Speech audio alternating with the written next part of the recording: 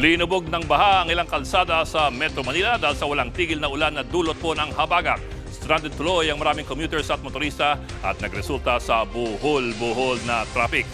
At live po mula sa Makati City. Nauna sa balita, Mon Gualvez. Mon, ano mga lugar ang apektado ng pagbaha kanina? At ngayon?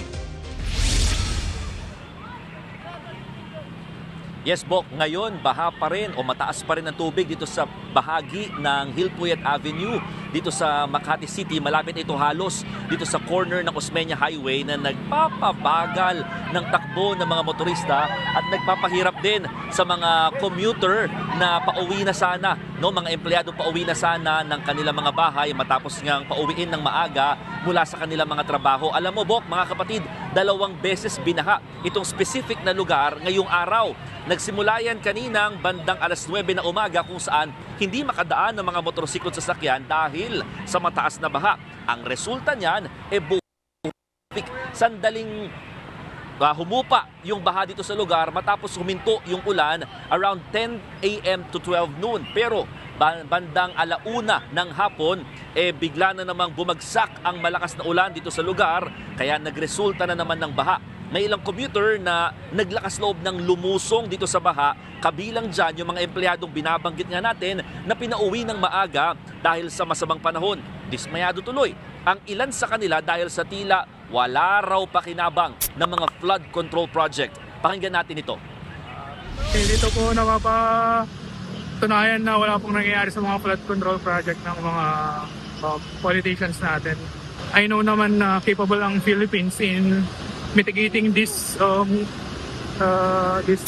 flood. Sana sa next na election, alam na natin kung saan pupunta yung vote natin. Sobrang laking abaran ng ginagawa. Wala pang yung gobyerno solusyon sa ganito.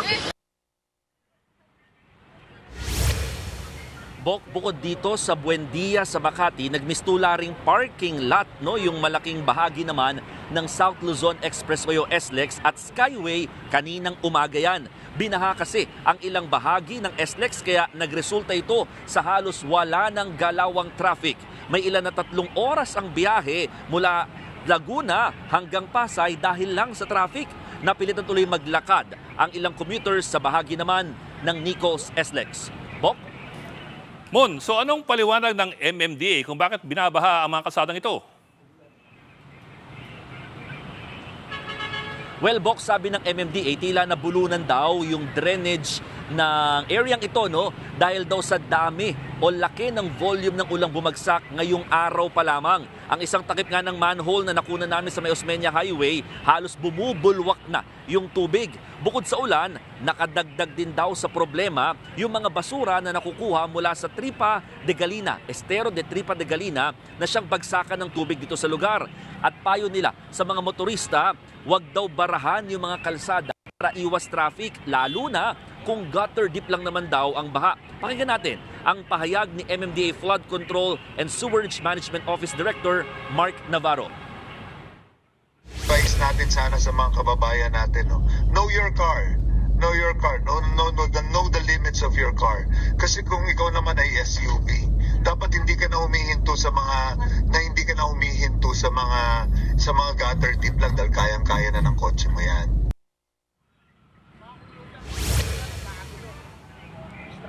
Bok, ipakita ko lang sa inyo ngayon sitwasyon dito sa bahagi nga ng Buendia sa Makati kung saan itong mga commuters halos parang nagkakagulo na dito sa area dahil hindi alam kung saan pinakatatawid, no? Halos lahat, nakikita nyo talaga nakapayong, ang iba nagubad na ng sapatos at nagpaan na lamang para nga makatawid dito sa area. Mabagal pa rin ang daloy na traffic dahil kahit gutter deep lamang itong baha dito sa hanggang medyo nag-aalangan ang ilang mga motorista sa pagtawid dahil may ilang portions dito na halos napakabiglang lalim. Kaya talaga nangangamba yung mga sasakyan sa kanilang pagtawid. Ngayon talagang hindi alam ng mga commuter kung paano makakatawid din dito sa area dahil nga may ibang parts naman dito na hindi talaga nila kakayanin makatawid kaya halos kailangan nilang mag-pass through dito sa kalsada at pumunta sa may Center Island. Ang iba, eto makikita ninyo, talaga nilulusong na lamang ang halos hanggang tuhod na. Ito yung sinasabi ko na biglang lalim hanggang tuhod na, hanggang binti, no, na baha dito sa area. Sinasabayan din kasi ngayon ng buhos ng ulan itong malaking bahagi ng Makati na nagpapahirap lalo sa mga commuter at ito yung pangamba ng mga otoridad na baka mas makadagdag pa. Kasi kung ikukumpara kanina, Bok, kaninang 9 o'clock na umaga, around 30 to 40 minutes, humupa na rin kaagad yung baha dahil tumigil yung ulan. Pero ngayon, mula alas 12, alauna ng hapon hanggang sa mga oras na ito, walang patid ng ulan. Kaya makikita ninyo, hindi pa rin bumababa yung baha dito sa lugar. Bok? Bok, ang hirap dyan hindi mo makita yung tinatapakan mo. So bigla ka nang lulusot sa kung saan sang imburnal o butas o construction.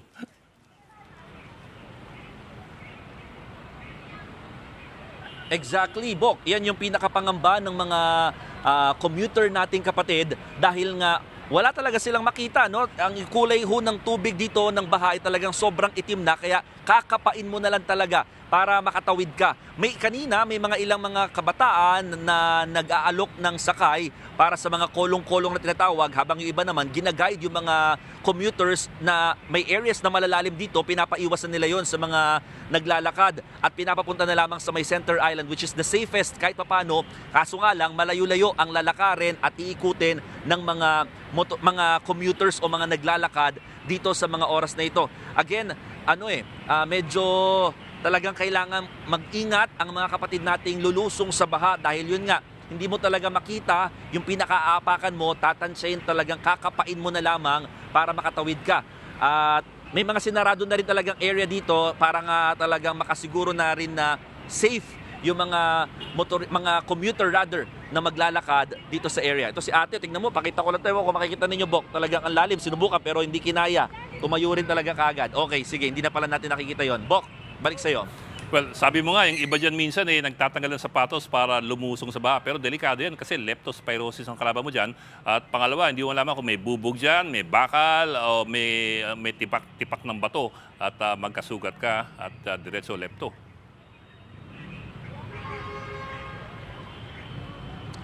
Yan ang isa sa mga pinaka-kalbaryo ngayon ng mga commuter nating kapatid, Bok, no? Ngayong Lunes na ito na pumasok lamang ng trabaho, na pauwi, ang resulta naman ay talagang kailangan na nilang lumusong sa baha dahil nga sa resulta nitong malakas na pag-ulan. May mga inaalok naman na mga prophylaxis sa mga barangay center. Kailangan talaga mag-take nito, Bok, para nga talagang at least mas-secure, no, yung safety din ng mga lulusong sa baha para sa mga ganitong klaseng sitwasyon. Pero yun nga, walang choice. Ang dami mga nakita namin nakapantalon pa. Pero itinaas na lamang hanggang sa kung saan makakaya. Pero yung iba talaga no choice kundi nagpaan na lamang kaysa nga naman malubog at talaga mababad sa loob ng sapatos ang kanilang mga paa dito sa ilalim ng bahang ito na hindi mo na makita talaga yung pinakailalim sa sobrang itim. Bok? Good point from Juan Gualvez. Pumunta po kayo sa mga barangay health center niyo, magpaturo kayo kung kailangan na hindi niyo man mabawi yung taxpayers money niyo dun sa flood control project, mabawi niyo naman sa health center. Yan po ulat ni Juan Gualvez live po mula sa Makati City. Mga kapatid, Jig Manikad po. Pagdating sa mahalagang balita sa loob at labas ng bansa, dapat una sa lahat, mag-follow at mag-subscribe na sa social media pages ng News 5.